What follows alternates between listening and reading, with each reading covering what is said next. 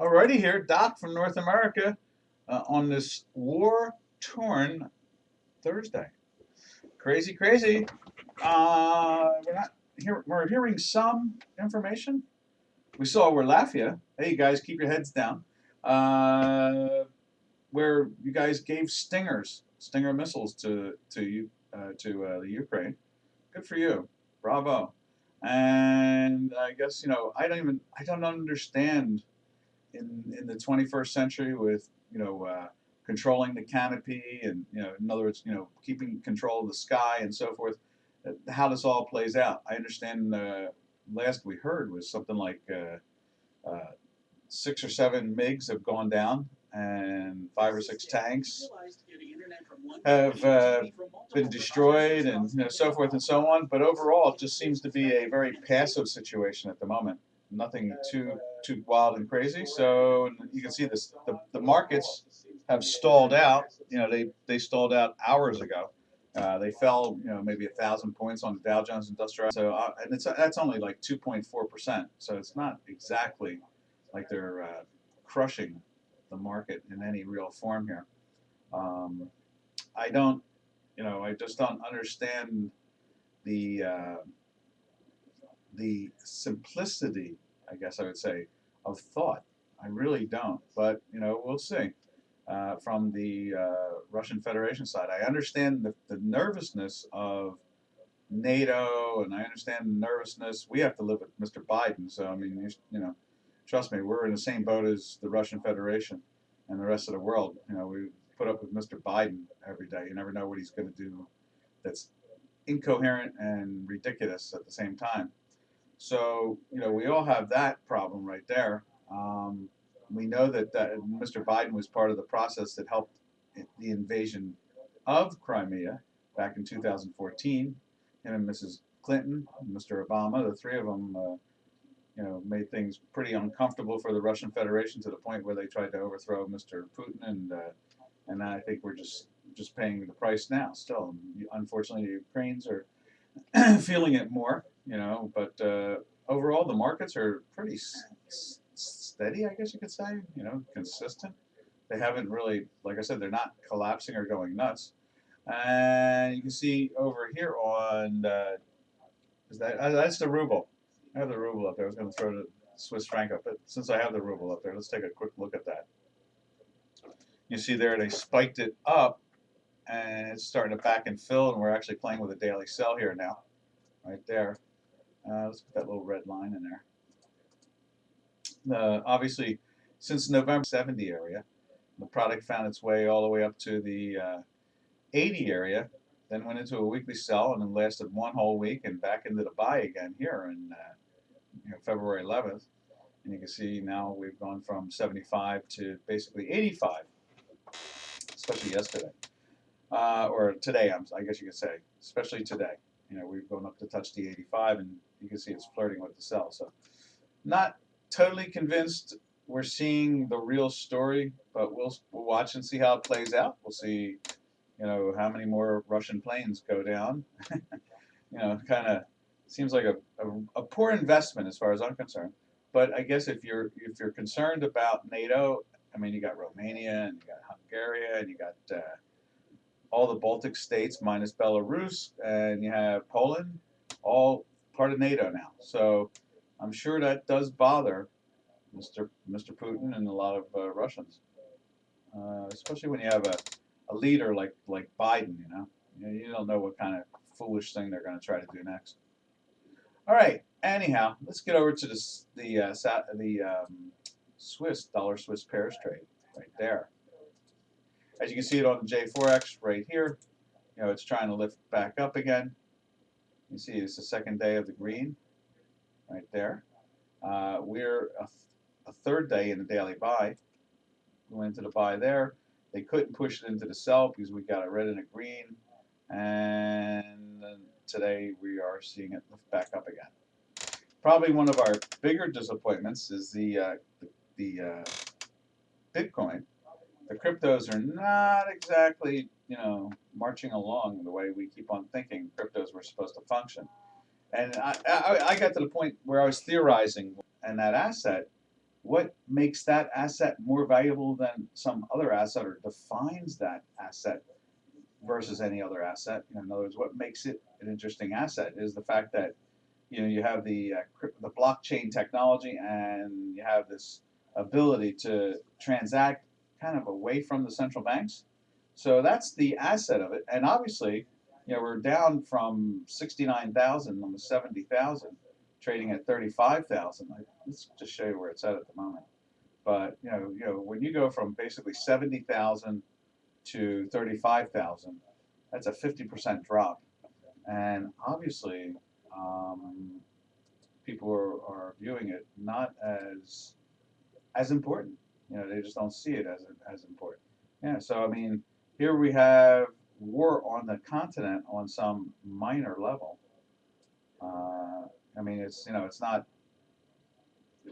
I mean, yes, it's a major event going on, but not. It can't. It looks like it could end any moment. Let's put it that way. That's why I look at it as a minor event. It looks like it might. I mean, they could all come to some conclusion over the next 24 hours, and act within a week or two. It's like it didn't happen. So you see here Bitcoin sitting at the 35,074 area, basically 35,000, coming down from basically 70,000. And a lot of us really thought that this was going to be a real alternative to the asset class. And the value of it is the fact that it can be transacted. It's not really drawing the interest there, is it? I mean, it's down 50% from its all-time high. That's not anything you would think. Again, how many times we've said stories like, if you tell us in 2007 and 2008 what QE was going to happen, where do you think gold would be today? And I'd be like, 5 to 10,000 an ounce, that type of thing. And it's nowhere near that. And same thing with the cryptocurrencies. If you told me that the Russian Federation was going to try to invade Kiev and Ukraine, where do you think Bitcoin would be? I'd be like, oh yeah, take out its high, probably be trading like 72, 73, or 77,000, something like that. But no, we're watching it right now live, trading at 35,000. So it really does make you question in your head, how does this belong in the portfolio? And what it is a truly a alternative away from government intervention of assets. So, and obviously, uh, investors right now don't see it as important. If they did, it would be trading at 70,000, not 35,000. So it really says a lot. And we talk about this many a time. We love seeing actual events occur and then turn around and take a look and see how gold or silver or British pound or whatever move. And this is a good example of it all. All right, from here, let's take a look at the euro this morning. Did we finish off? Wait, did we finish off Swiss? I'm not even sure if we did. Yeah, there we go. There's Swiss. You see. Oh, and you know what? You're not seeing Bitcoin. Let me put Bitcoin there again. Yeah, I mean, you can see it there. It's just all driven down. And we're flirting with the weekly sell all week long. We've been pressured down. And, we've been in a daily sell since here, since the 40, what is that, the 43, 42 area or 41 area. So, I mean, pretty much, it's almost down $9,000 from when we went into the daily sell. It's like, ow. No, actually, it's $5,000 to be exact. But, or $6,000, because I think that was 41 right there. Is that 4,000? Yeah, it's basically $40,900. So 41,000, and now we're trading at 35,000. So obviously, this is not the calamity investment tool that we thought it was. And this is just, we've seen this now a few times where we keep on expecting cryptos to be the opposite of the rest of the equity markets, and they're not. They never seem to do that. So we have to appreciate what they are for how they work, and that is they are an alternative away from the central banks. And obviously right now, no one really cares. All right, from there, we take a look at the Swiss again and finish that off, and you can see the white line moving up, a couple days in the green, And we did mention that we went into the daily buy 3 days ago back here on Chicago side. Also, we are in a weekly buy, since since that zone there, from the 91 area. We've run to 93 from it, and then we've moved back down to I guess the high 91s, and now we are threatening. What did they do today? Today the high was 92.47. So the currencies are the dollar is picking up the buyers. That's what it really comes down to. All right, let's check out euro right there.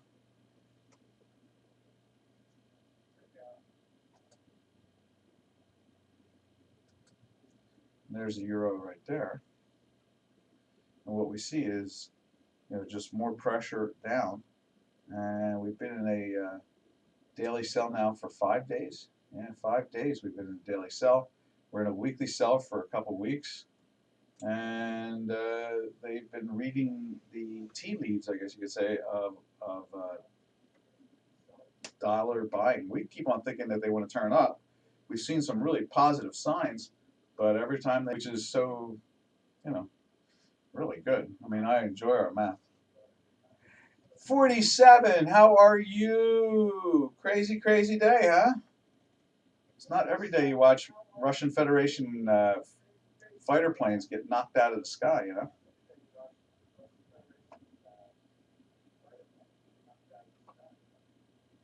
All right, let's check out. Would you like to see? Hey, Martin, how you doing? Would you like to see your notorious GBP JPY? I was surprised. I looked at the yen this morning, dollar yen, and I was thinking, oh, okay, it's probably up higher. No, it wasn't. They were actually selling it down. I was like, wait a minute, that doesn't make any sense. Oh, no, this is the short term. This is the intraday. Let's see if we can find it again. There it is. There is GBP JPY. Oh, look at that. Dive down. See, again, another product. Reading in the tea leaves in a weekly sell for 2 full weeks. This is a third week, and they've known that there is problems. As much as we keep on thinking that it was going to try to get, you see the curve right here. We thought it was going to climb up into the buy. It tried to climb up into the buy, but where are we now? Still down. Just refuses. That's why you got to kind of let Doc's math play all the way out. You can't try to anticipate the Doc math because Doc's math is anticipating. So if you try to anticipate and it's trying to anticipate, it can get noisy in not a good way. I can't tell you how many people have tried to anticipate Doc's math and they find out that you can't anticipate it. It does what it wants. So Martin, how are you this morning? And good morning to 47, or afternoon or evening, however anybody's like it. And where are we at this point in time? Let's see. So we have that done. Okay, so let's take a look at cable. And we do know where, I looked around before even the webinar had started. I was like, let's see where some of these things are. And they had a good spike down here with the cable. And let's put it up over here. There it is there. This is the third day in a sell. And it just refuses. 1, 2. 1, 2. Buckle my shoe. 1, 2, 3, 4, 5. Going on a 6th week in a weekly sell, and every time it turns around, it looks like it's trying to get life into it. They find some good reason to knock it back down again. And we'll see, how this Ukraine, Russian Federation, NATO adventurism turns out over the next couple days, and I'm sure that'll straighten out the currencies when it goes away. And if they don't, then you have to start to wonder, wow, paranoia will destroy you. We used to say that back in the 60s. Paranoia will destroy you. Mr. Putin might be, who knows, Mr. Putin could be stuck between a rock and a hard place. In other words, he needs to hold on to power. Maybe the powers to be in Moscow are not not necessarily very supportive. I don't know. Anything's possible. We don't see enough news. They don't have a First Amendment, so we really don't see a lot that's going on. Whereas in the States, you got news going in every direction. Even when people are hiding it, we can still see it. All right. From there, let's take a look at the Turkish lira.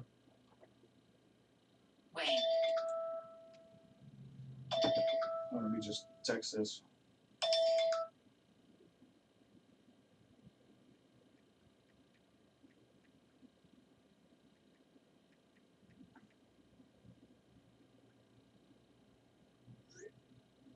Let's see.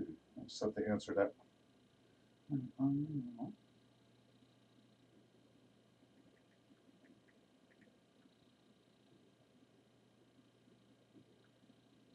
see. There we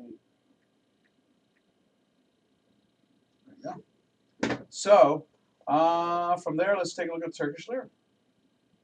Just had to answer that text. Dollar over here. There it is. And oh, look at they banged it up against the box. That's one of the biggest moves we've seen now in over 2 months. So that's the pressure on it. I understand. Was it the Ukraine contacted Ankara, and Turkey, and said, please stop allowing Russian ships to go into the Black Sea. I don't see Turkey really getting involved out of this at all, but who knows? And you can see it here.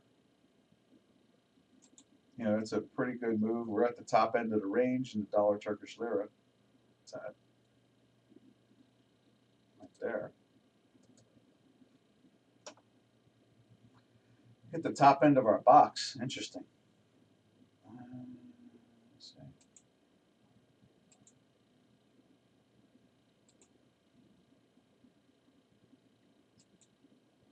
Oh, that's it. That's already there. Okay, so okay. Let's go put it up on J4X.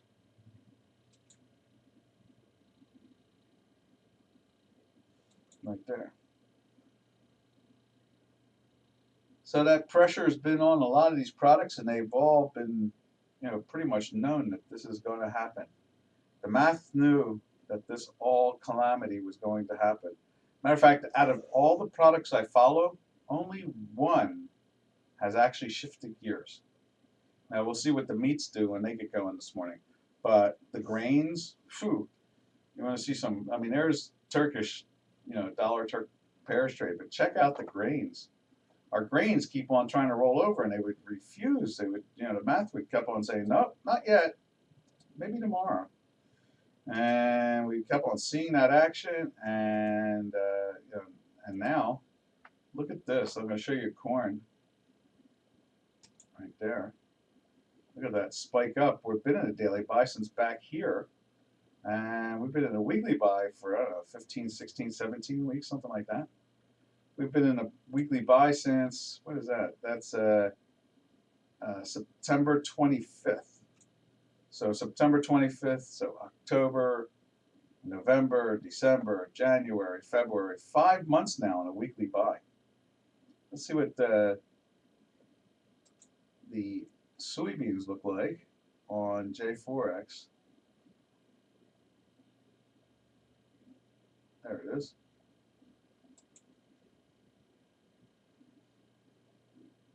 And there's soybeans right there.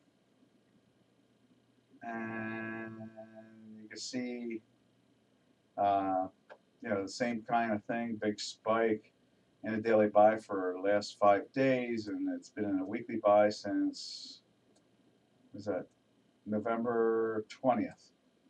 So, 4 good solid months. So November and December, January and February, good 3.5 months, that's for sure. They have not been letting go of this. And obviously they've been front running. I really do believe most of this is some type of financial thing more than anything else. I think they're going to be a little frustrated to drop when you lose 6 or 7 MIGs, I think that your kerosene and oil being used to motor all these machines around.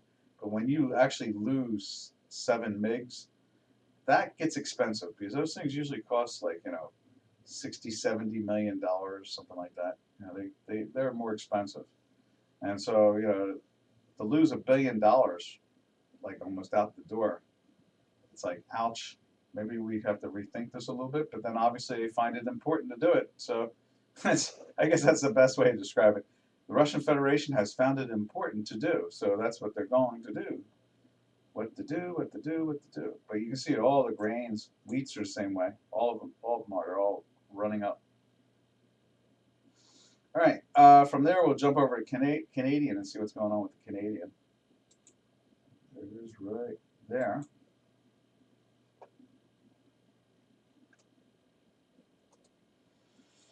And there it is right there. Yeah, Canadian's going to the top end of the range.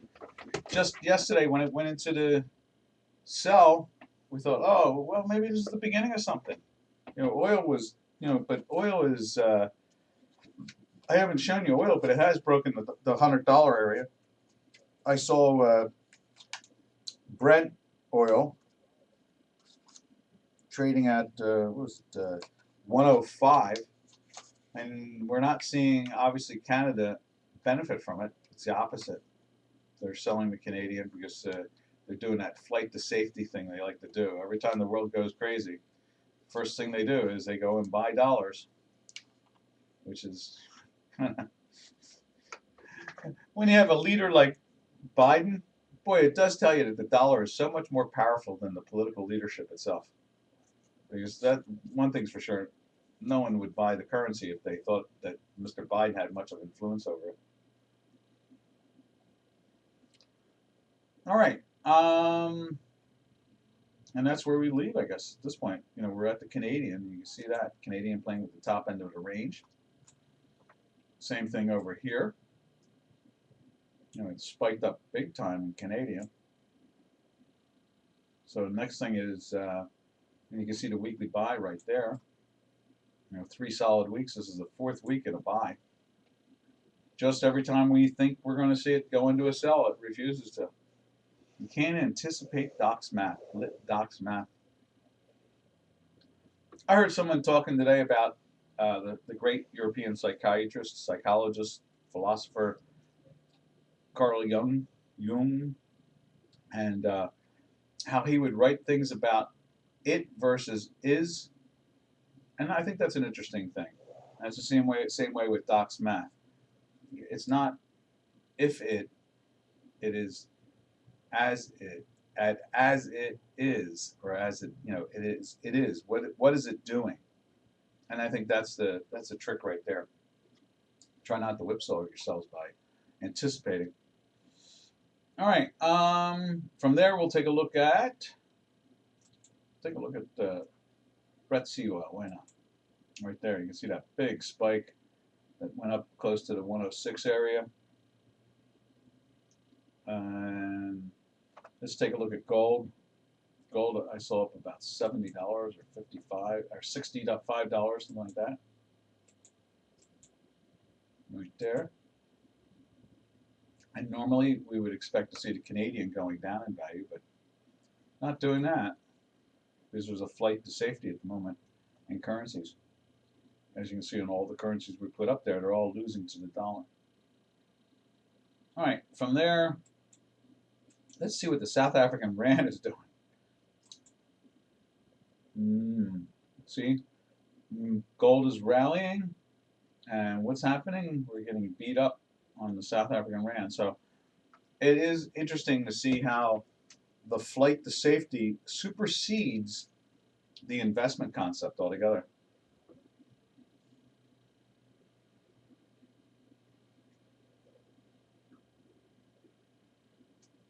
Okay. Now let's put the cancel. Let's put the South African rand up on there.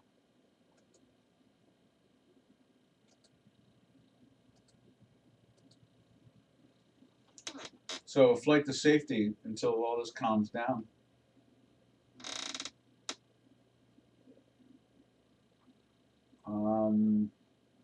They're calling this a full-scale invasion. I guess it is. I don't know. I'm confused by it all. It seems like they're basically picking at the edges. But either way, it is happening, and that's the way it rolls. All right. From here, South African Rand will take. We did see the ruble, but we can put the ruble back up there again.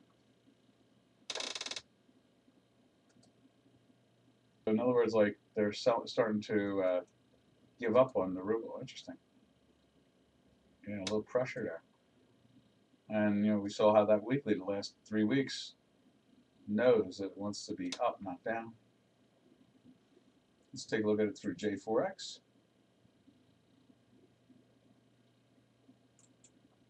Right there.